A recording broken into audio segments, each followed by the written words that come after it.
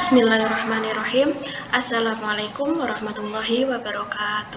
Selamat pagi anak-anak semua. Apa kabar hari ini? Semoga kita semua dalam keadaan sehat.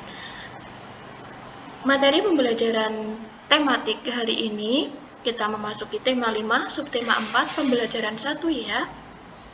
Nah, sebelum kita mulai pembelajaran kita, mari kita berdoa dulu ya. Bismillahirrahmanirrahim. Raditu billahi robba wa bil islami dina wa bi Muhammadin nabiyya wa rasula. Rabbi zidni ilma warzuqni fahma. Amin. Sekarang kita mulai pembelajaran kita. Yang pertama yaitu untuk muatan bahasa Indonesia. Menyimak pembacaan puisi. Saat menyimak pembacaan puisi, perhatikan dengan sungguh-sungguh artikulasi, intonasi, dan ekspresi pembacaan puisi. Masih ingatkah kamu? Apa itu artikulasi, intonasi, dan ekspresi? Nah, perhatikan tabel berikut. Artikulasi yaitu kejelasan pengucapan kata-kata. Kemudian intonasi adalah ketepatan penekanan nada kata-kata atau tinggi rendahnya suara ya. Dan ekspresi yaitu raut wajah saat membaca kata-kata ya. Raut wajah ekspresi itu atau raut muka.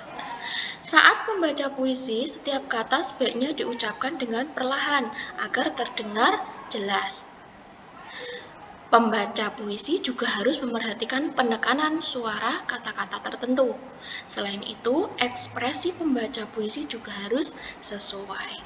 Ekspresi atau raut wajah saat membaca puisi harus sesuai dengan tema puisinya.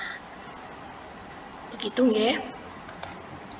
Kemudian, yang selanjutnya muatan SPDP. Ya. Mengidentifikasi bahan buatan dan alat untuk membuat kerajinan. Bahan buatan adalah bahan yang dibuat oleh manusia. Nah, perhatikan contoh bahan buatan berikut. Ada karet. Karet itu bahan buatan. Plastisin. Tahu ya plastisin? Lilin yang bisa dibentuk-bentuk itu atau malem ya. Benang wol. Benang wol tahu anak-anak ya? Benang wol yang biasa dibuat untuk merajut atau hiasan dinding berupa bunga atau apa itu kemudian disulam atau dirajut pakai benang wol. Kemudian plastik, kertas, kain perca. Kain perca itu kain sisa dikonveksi. Bahan-bahan tersebut itu dapat digunakan untuk membuat kerajinan tangan. Nah, kemudian berikut ini adalah alat untuk membuat kerajinan. Ketika anak-anak mau membuat kerajinan, membutuhkan alat sebagai berikut. Yang A, pemotong. Apa itu pemotong? Pemotong adalah alat untuk memotong bahan. Contohnya gunting.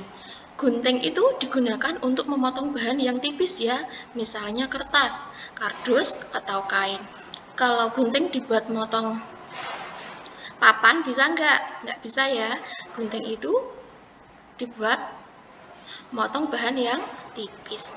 Kemudian alat berikutnya yaitu B, perekat ya. Perekat adalah bahan untuk menempelkan dua benda. Perekat digunakan sesuai dengan jenis prakaryanya. Contoh alat perekat adalah lem dan selotip atau isolasi itu ya. Lem adalah perekat bentuk cairan.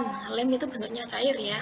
Kemudian selotip adalah perekat yang terbuat dari plastik. Alat yang digunakan untuk membuat kerajinan berikutnya yaitu pewarna. Pewarna adalah alat untuk memberi warna agar hasil prakaryanya indah dilihat. Pewarna ada bermacam-macam seperti apa? Krayon. Krayon itu buat mewarnai ya. Kemudian pensil warna, spidol warna, dan cat air. Nah, itu tadi alat yang dibutuhkan untuk membuat kerajinan. Nah, kemudian ini cara membuat kolase bunga. Siapkan kertas gambar ya. kertas warna, pensil, penghapus, gunting, dan lem. Kemudian langkah kegiatannya atau langkah pembuatannya yang pertama, buatlah gambar bunga pada kertas gambar. Kemudian potonglah kertas warna menjadi ukuran kecil-kecil. Kertas warna bisa dari kertas origami ya. Kemudian oleskan lem pada gambarmu. Kemudian tempelkan potongan kertas warna di atasnya. Perhatikan kerapian kertas saat menempel. Nah, ini contohnya kolase dari kertas origami. Itu kertasnya dipotong-potong ya, kecil-kecil, kemudian ditempelkan di gambar. Itu namanya kolase dari kertas origami. Yap, sekarang tugasnya anak-anak yaitu buatlah kolase bunga dari kertas warna atau kertas origami. Nanti dikumpulkan atau dikirimkan Bu Ina hari Kamis ya maksimal, Bu Ina tunggu. Selanjutnya untuk muatan matematika. Menyelesaikan masalah panjang benda. Ayo ingat kembali bagaimana cara menyelesaikan soal cerita tentang panjang benda. Pertama-tama, kita perlu memperhatikan satuan ukur panjang soal. Satuan ukuran panjang soal itu harus diperhatikan. Satuan panjang itu apa? Sentimeter atau meter itu ya, itu diperhatikan. Jika satuan panjang sudah sama, maka kita dapat mengerjakannya sesuai operasi hitung yang diperlukan. Tetapi jika belum sama, maka satuan panjang tersebut harus disamakan terlebih dahulu. Misalnya yang satuan panjangnya meter, yang 2 cm itu harus disamakan dulu, jadikan meter dulu atau cm dulu. Seperti itu nggih. Nah, kemudian ini contoh soal. 1. Dedi memiliki 2 tongkat yang sama panjang. Panjang setiap tongkat 100 cm. Berapa meter jumlah panjang kedua tongkat tersebut? Nah, penyelesaiannya. Dedi kan memiliki 2 tongkat. Sama panjangnya setiap tongkat 100 cm, berarti 2 kali 100 cm.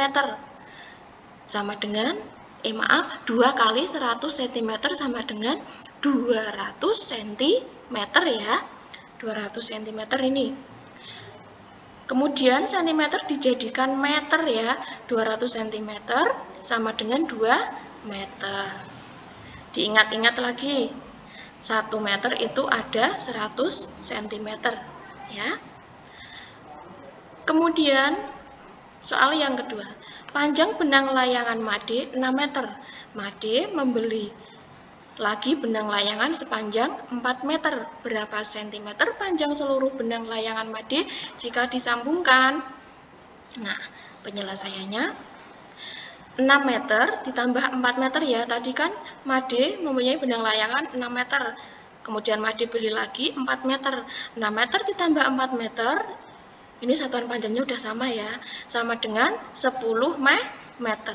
Kemudian meter dijadikan cm. 10 meter sama dengan 1000 cm. Bisa dipahami ya anak-anak? Nah, sekian dari Bu Ina. Semoga pembelajaran kita pagi ini bermanfaat bagi kita semua. Terima kasih. Wassalamualaikum warahmatullahi wabarakatuh.